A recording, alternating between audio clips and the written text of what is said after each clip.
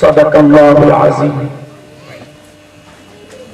غوث اعظم بمنے بے سر و ساما مدد قبلہ دین مدد کعبہ ایمان مدد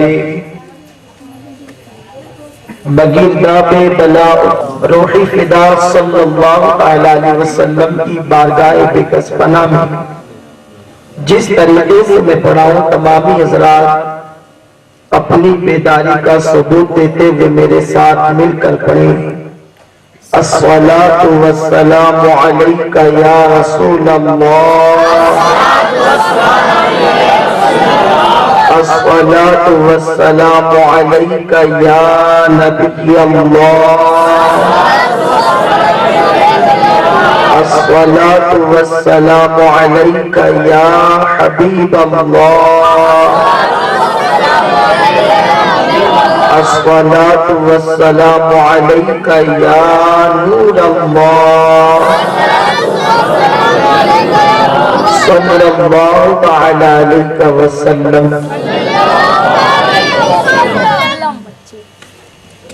آج ایک طویل عرصے کے بعد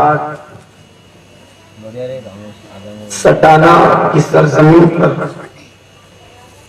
اللہ تبارک و تعالیٰ نے مناسبت سے میں نے عشق و محبت والی آیہ کریمہ کے ایک حصے کی تلاوت کرنے کا شرف حاصل کیا ہے۔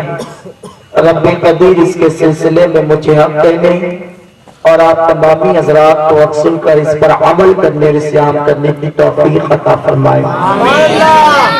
احمد رضا کا تازہ گلستہ ہے آج بھی، احمد رضا کا تازہ گلستہ ہے آج بھی، خورشید علم ان کا درخشاں ہے آج بھی، عرصہ باب و مرد مجاہد چلا گیا، عرصہ باب و مرد مجاہد چلا گیا، سینوں میں ایک سوزش پنہا ہے آج بھی، اور سب ان سے جلنے والوں کے گل ہو گئے چراغ، سب ان سے جلنے والوں کے گل ہو گئے چراغ، احمد رضا کی شمع فروزہ ہے آج بھی، احمد رضا کی شمع فروزہ ہے آج بھی، اور خدمت قرآن آپ نے وہ لاجواب کی، خدمت قرآن آپ نے وہ لاجواب کی، راضی رضا سے صاحب قرآن ہے آج بھی، راضی رضا سے صاحب قرآن ہے آج بھی۔ میرے پیارے آقا صلی اللہ علیہ وسلم کے پیارے دیوانوں، اللہ تبارک و تعالیٰ نے انسان کو جو وجود عطا کیا، بچانے کے لیے ہاتھ عطا کی، اب اگر کوئی ان ہاتھوں سے ظلم کو روکنے کی بجائے ظلم کرنا شروع کر دے تو وہ جہنم کا ایندھن بن جائے گا۔ اسی طرح آپ قیاس کر لیں کہ اجزاء کی الگ الگ ڈیوٹی ہے، اجسام کے اندر جتنے اعضاء ہیں سب کی الگ الگ ڈیوٹیز ہے، اور ان سے ہم اچھے کام بھی کر سکتے ہیں اور برے کام بھی کر سکتے ہیں۔ اسی طرح ان تمام اعضاء کا جو سردار ہے، ان تمام اعضاء کا جو سلطان ہے، ان تمام اعضاء کا جو بادشاہ ہے، اس کو دل کہتے ہیں، اس کو قلب کہتے ہیں۔ اس وقت تک کہ کوئی عضو حرکت نہیں کر سکتا جب تک کہ دل دماغ کو آرڈر نہ کرے اور دماغ ان اعضاء کو ڈائریکشن نہ دے۔ اس پیارے آپ الگ ڈیوٹی، اب تم اچھا بھی کر سکتے ہو برا بھی کر سکتے ہو، پیر کی الگ ڈیوٹی، اچھا بھی کر سکتے ہو برا بھی کر سکتے ہو، کان کی لسانی کا تاجدار ہے اللہ کے رسول صلی اللہ علیہ وسلم نے اس کی اہمیت کو خود واضح فرمایا۔ لوگوں سن لو، انسان کے جسم کے اندر گوشت کا ایک لوٹلا ہے جو انسان کے سینے میں بائیں طرف لٹک رہا ہے، اگر وہ گوشت کا لوٹلا سمجھ جاتا ہے تو پورا انسان سمجھ جاتا ہے، اور اگر وہ بگڑ جاتا ہے تو سارا انسان بگڑ جاتا ہے۔ میرے پیارے آقا صلی اللہ علیہ وسلم کے پیارے دیوانوں، تو رعایا کو ڈیوٹی دے کر کے بھیجا گیا تو بادشاہ کی بھی کوئی ڈیوٹی ہوگی، اس کی بھی کوئی صفت ہوگی، اس کا بھی کوئی کام ہوگا۔ تو ہاں دل کو بھی کسی چیز کے لیے پیدا کیا گیا، دل کو بھی کسی کام کام کے لیے پیدا کیا گیا، دل کو بھی کسی چیز کے لیے بنایا گیا، تو وہ دل کو کس چیز کے لیے بنایا گیا؟ تو صوفیاء کرام فرماتے ہیں اللہ نے ہاتھ کو کام کے لیے بنایا، آیا دل کی صفت کسی کے گن گانا ہے، دل کی صفت کسی کی یاد میں تڑپنا ہے، دل کی صفت کسی کی یاد میں مچلنا ہے، دل کی صفت کسی کی یاد میں بے قرار ہونا ہے، دل کی صفت کسی کی یاد میں مضطرب ہونا ہے، دل کی صفت کسی کے عشق میں جلنا ہے، دل کی صفت کسی کے عشق میں کباب بننا ہے، دل کی صفت کسی کے عشق میں دھولی لگانا ہے، دل کی صفت کسی کو چاہنا ہے، دل کی صفت کسی پہ فدا ہونا ہے، دل کی صفت کسی پہ قربان ہونا ہے، دل کی صفت کسی پہ نثار ہونا ہے۔ اسی لیے تو امام عشق و محبت علیہ رحمت و رضوان اگر کچھ بات کہتے ہیں یہی تو کہتے ہیں، اے عشق تیرے صدقے جلنے سے چھوٹے سستے، جو آگ بجھا دے گی وہ آگ لگائی ہے۔ ارے پیارے آقا، نعرہ رسالت، عشق و محبت، عشق و محبت، عشق رسالت، عشق رسالت، تو وہ یقیناً عشق کرے گا کہ امام احمد رضا نے دل کو عشق مصطفیٰ سکھایا ہے۔ ہاتھ کی اصلاح کرو گے تو پیر بگڑ سکتا ہے، زبان کی اصلاح کرو گے امام احمد رضا نے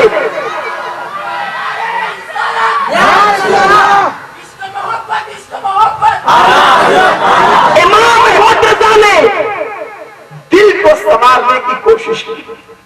اسی لیے تو کہتے ہیں چمک اس سے پاتے ہیں سب پانے والے، چمک اس سے پاتے ہیں سب پانے والے، میرا دل بھی چمکا دے چمکانے والے۔ اور کہتے رضا نفس دشمن ہے دم میں نہ آنا، کہاں تم نے دیکھے ہیں چندرانے والے۔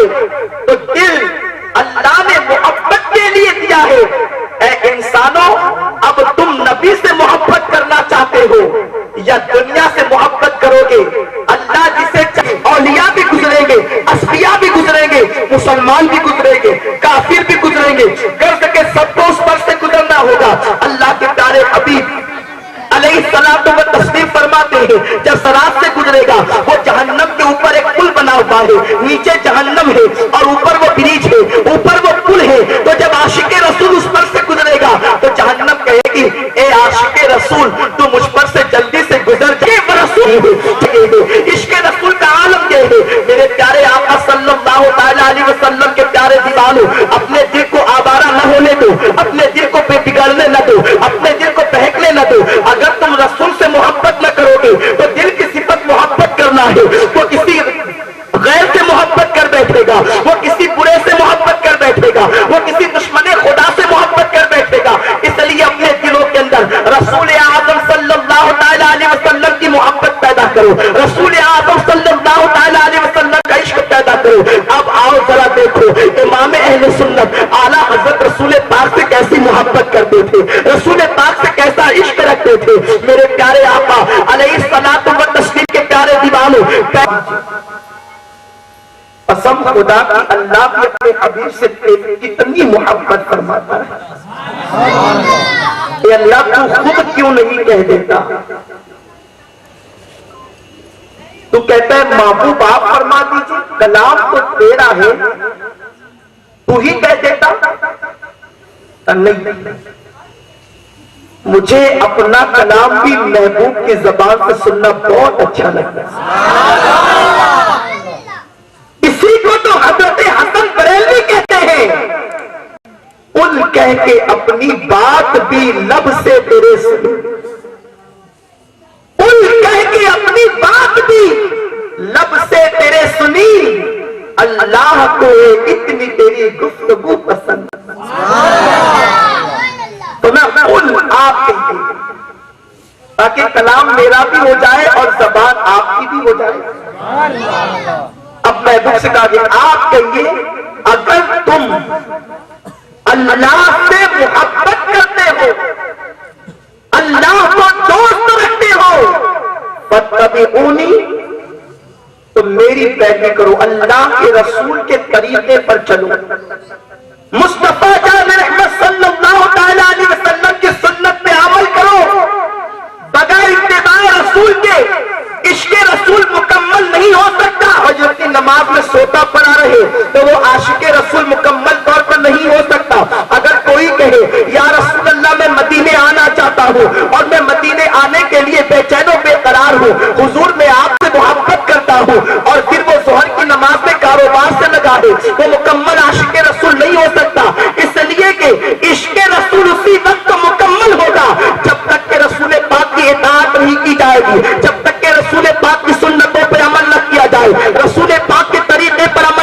जाए। मेरे प्यारे आका सल्लल्लाहु अलैहि वसल्लम के प्यारे दीवारों, सिर्फ जबान से दावा करना ये इश्क रसूल नहीं है। आओ आपको बताऊं, इमाम अहमद रजा की बारगाह के अंदर एक शायर साहब आते हैं और आने के बाद नात लिख करके लाते हैं, नात तहरीर करके लाते हैं। अल्लाह अकबर। रसूल पाक सल्लल्लाहु अलैहि वसल्लम की बारगाह के इमाम अहमद रजा बहुत बड़े मद्दाह थे, बहुत बड़े इमाम अहमद रजा शायर थे। उनके कलाम को जब शोराए वक्त ने पढ़ा तो अश अश करते रहे। इमाम अहमद रजा की बारगाह के अंदर वो शायर साहब आकर के कहते हैं, हुजूर एक नात लिख करके लाया हूँ, आप जरा उसे मुलाहिजा फरमाएं, आप देख लें। इमाम अहमद रजा कहते हैं ठीक है, नात शरीफ पढ़ो। और आला हजरत दस्त बस्ता सुनते हैं। उस नात का मफहूम ये था, या रसूल अल्लाह, मैं आपके बगैर इस तरीके से तड़प रहा हूँ जैसे बगैर पानी के मछली था। और जब वो नात मुकम्मल कर इतनी बड़ी बारगाह में झूठ बोला, तुम मुझे धोखा दे सकते हो, मैं तुम्हें धोखा दे सकता हूं, रसूलुल्लाह को कोई धोखा नहीं दे सकता। इसलिए कि मेरे दिल के भी करते हैं, इश्क रसूल का दावा भी करते हैं। मगर मैं पूछना चाहता हूं, एक आशिक को तो आशिक की सबसे बड़ी पहचान ये है जिसको इश्क होता है। जो मेन का नहीं खाना है, आप देखें अल्हम्दुलिल्लाह हमारे यहाँ के जिम्मेदारान हाजी रफीक साहब और दीगर जो नौजवान हैं यहाँ के सताना के, उनकी कोशिशों के जरिए से यहाँ पर एक मुबल्लिग साहब तशरीफ लाए, हमारे शकील भाई। और अभी 1 से 1.5 महीने का अर्सा नहीं गुजरा कि अल्हम्दुलिल्लाह आपके नौजवानों में इख्तिलाफ पैदा हुआ कि आप नहीं देखते अपनी आंखों से जो बच्चे कल गलियों में घूमते थे, गाने गुनगुनाते थे, गलत कामों में मसरूफ थे, आज उन कोई बदली और एक मुबल्लिग की आवश्यकता हो सकती है। अगर सारे सताने के नौजवान मुबल्लिग बन जाए तो फिर सताने में नहीं बल्कि सताना पूरी दुनिया में इतना पैदा कर सकता हो। नारे तकबीर, नारे रिसालत। इमाम अहले सुन्नत आला हजरत ने 4 साल की तुम्हें रोजा रखा, बात नहीं से चली थी, होश सूख गए, चलने की सकत बाकी न रही। इमामुल मुतकल्लिमीन मौलाना नकी अली रहमान ने हाथ पकड़ा वाली बने, दादा ने फिरनी और क्या क्या इंतजाम कर रखे थे इफ्तार के। पोता रोजा इफ्तार करेगा तो उसके साथ सैकड़ों गुरबा कभी मैं रोजा इफ्तार करवाऊंगा। आज मेरे पोते ने रोजा, और पोता भी कोई मामूली पोता नहीं, वक्त का मुजद्दिद, पोता कोई मामूली पोता नहीं, बना फिर गौसियत, मामूली कोई पोता नहीं, शागिर्द। साल के आला हजरत दिल में खशियत रब्बानी ठाके मारने आला हजरत कांप गए। 4 साल की उम्र में आला हजरत के खौफ खुदा का ये आलम है। तो जिस इमाम अहमद रजा ने 4 साल में अपने दिल में अल्लाह का इतना खौफ पैदा किया, तो जब वो जवानी की दहलीज पे पहुंचेंगे तो उनके दिल में कितना खौफ होगा। आज गुनाह पे गुफ्तगू करते तो कोई दूसरा आदमी सुन ना सकता था। अदब का ये आलम था, उसकी वजह आला हज़रत जानते थे कि अगर अल्लाह को खुश करना चाहे,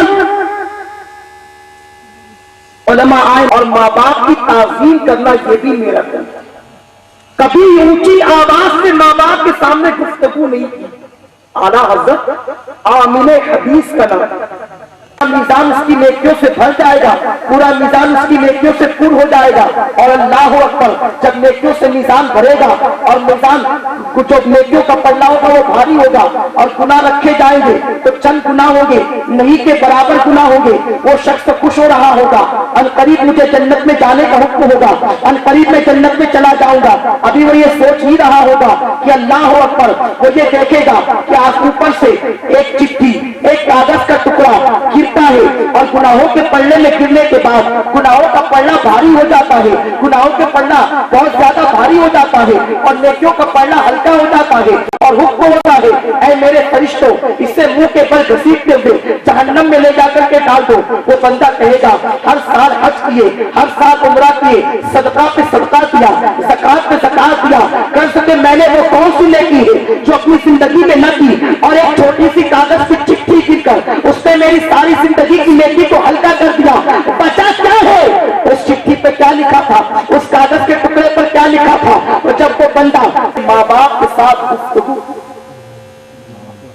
وہی گناہ اس میں لکھا تھا جس نے تیری ساری زندگی کی نیکی کو ہلکا کر دیا۔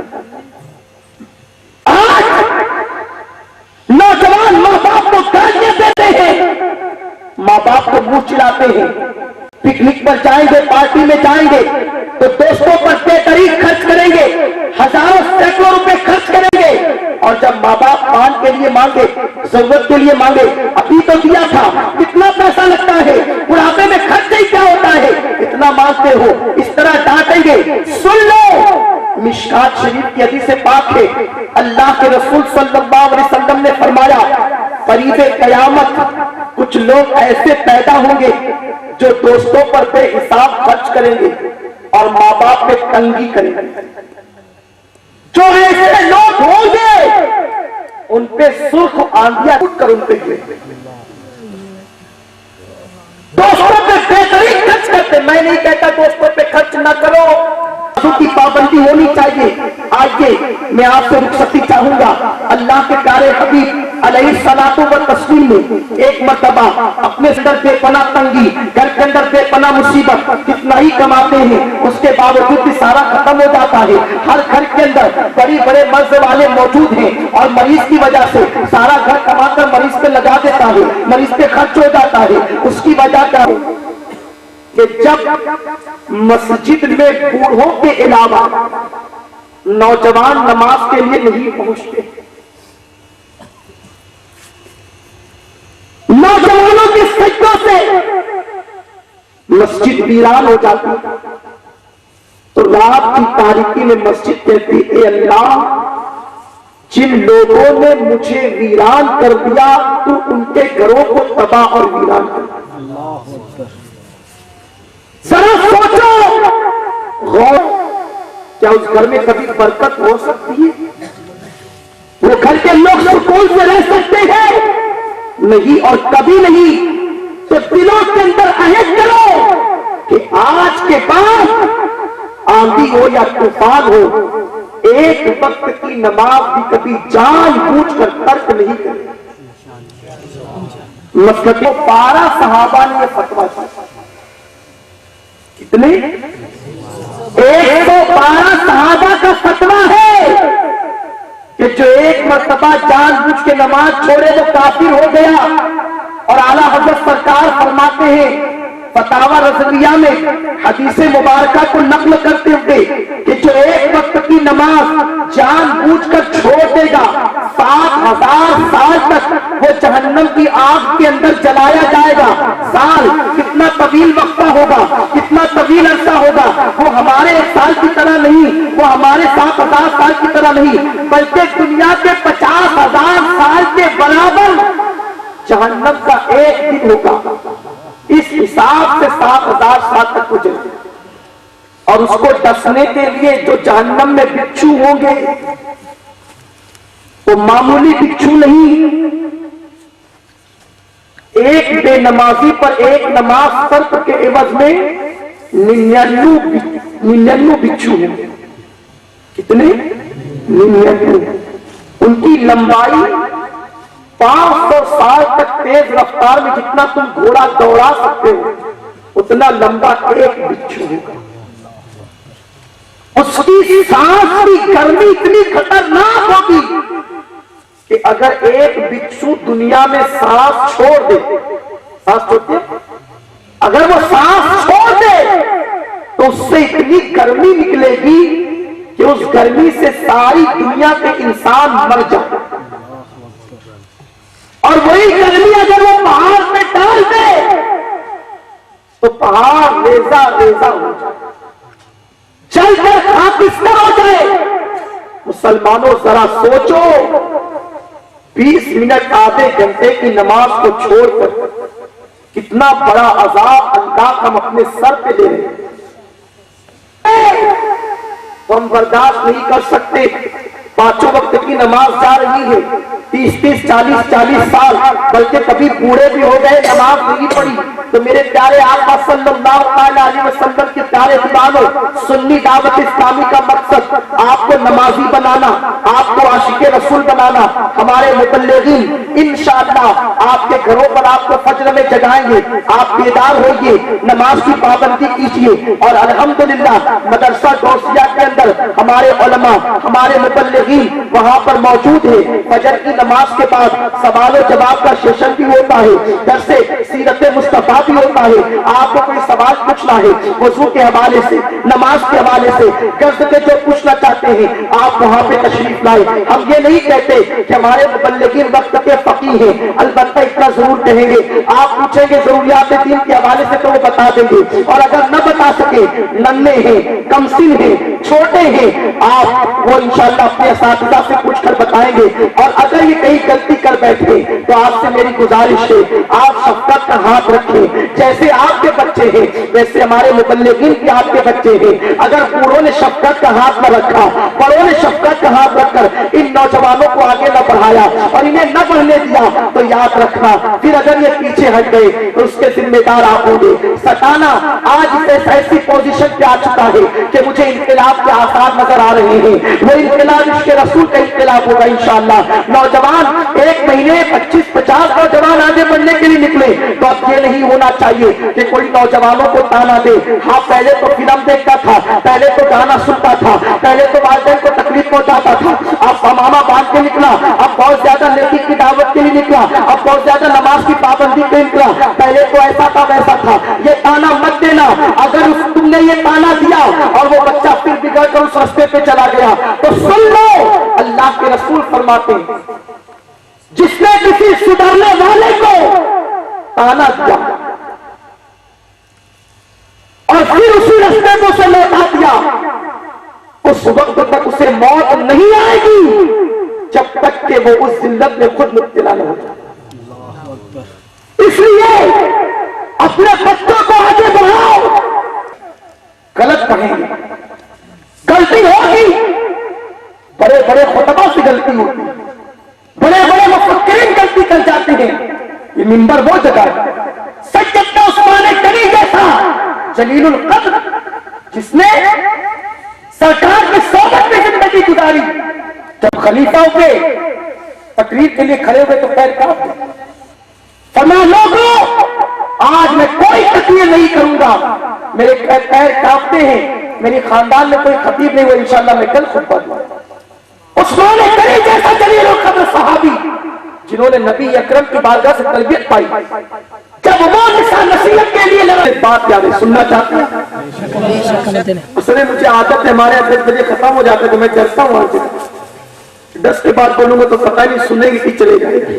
سننا چاہتے ہیں کچھ بات پیچھے والوں کی آواز اللہ کی راہ میں جیسے بھی سپورٹ کرو. پہلے سے کسی اجتماع سے اٹھ کر جاتے ہیں, بعض فرشتے ایسے ہیں جن کا کام یہ ہے کہ جہاں اللہ رسول کا ذکر ہو رہا ہو وہاں جانا, سب کے نام لکھنا, کیا بیان ہو رہا ہے لکھنا, کیا مانگ رہے تھے لکھنا اور لے جا کر پیش کر دیں. مفہوم حدیث ہے.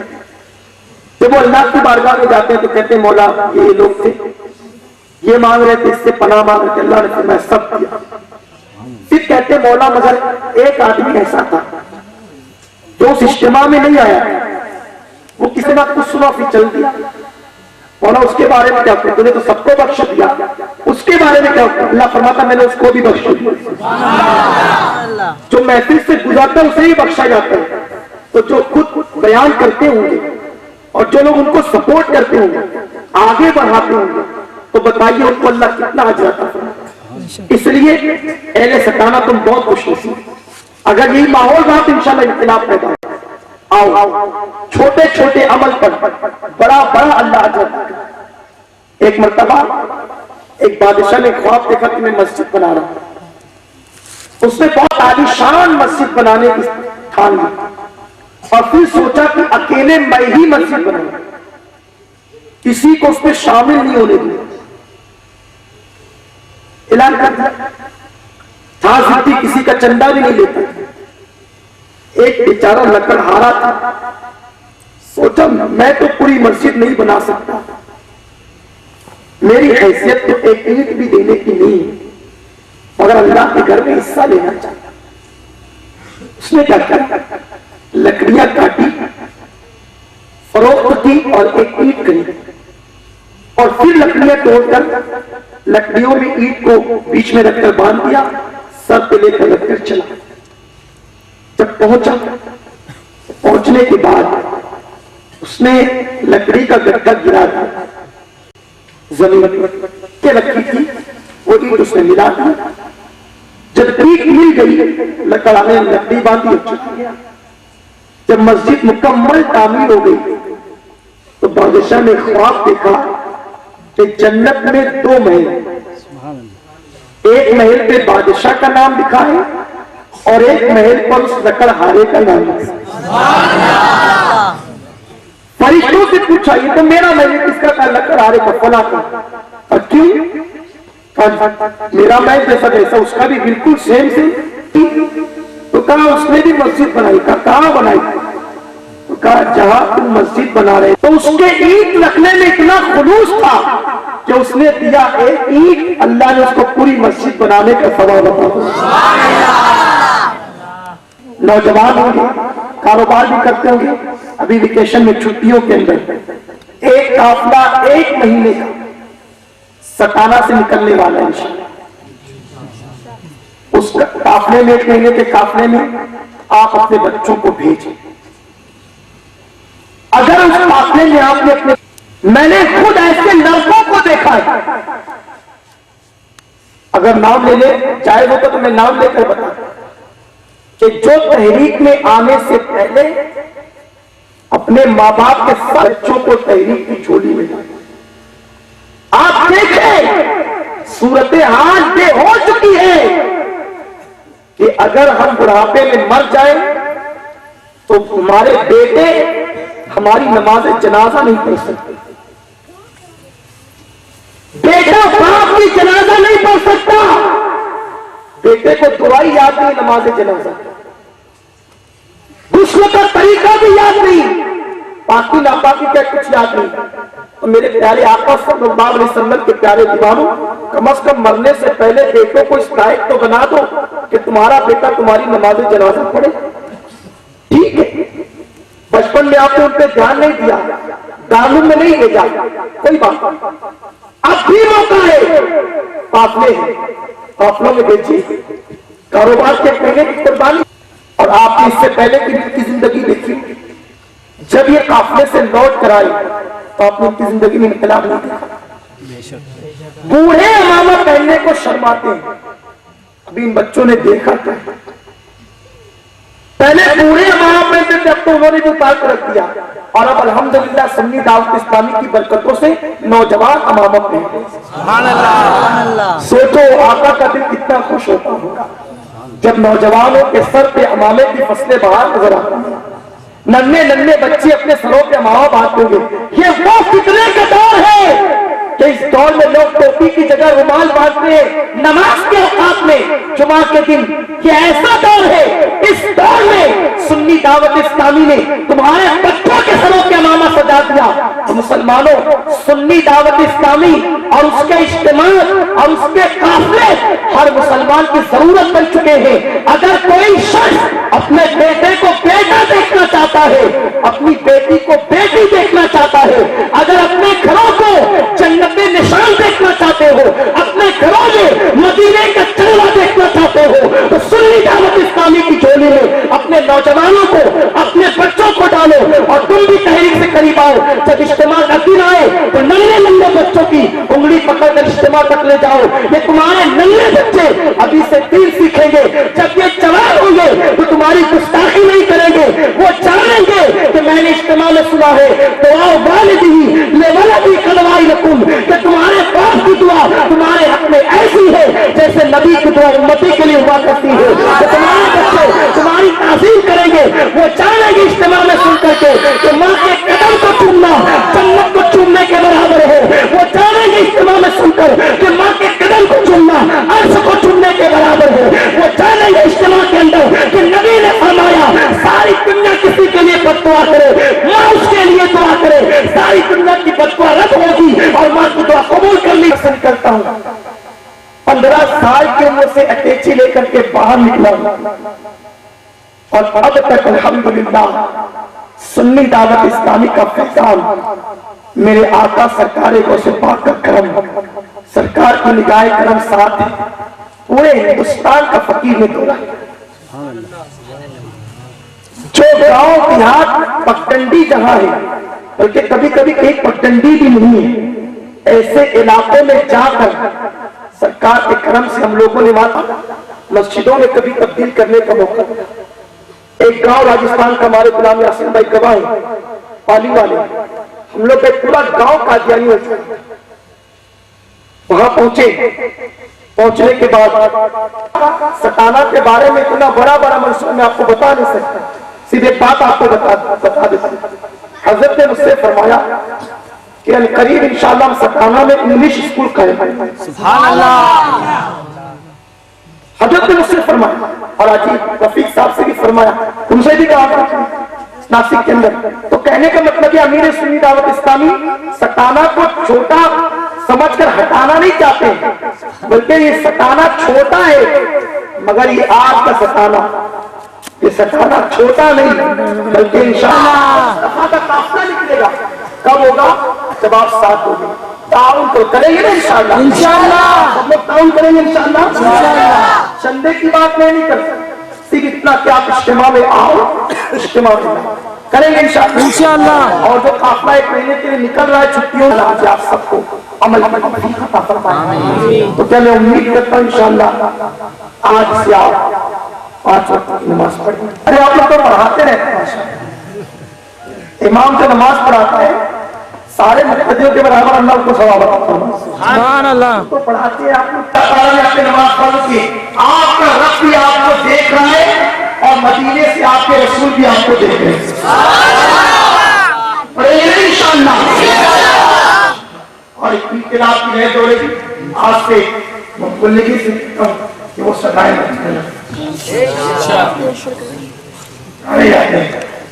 یہ سدائے مدینہ لگائیں گے آج سے، یہ مدینے کی صدا ہے اور آپ لوگ آئیں گے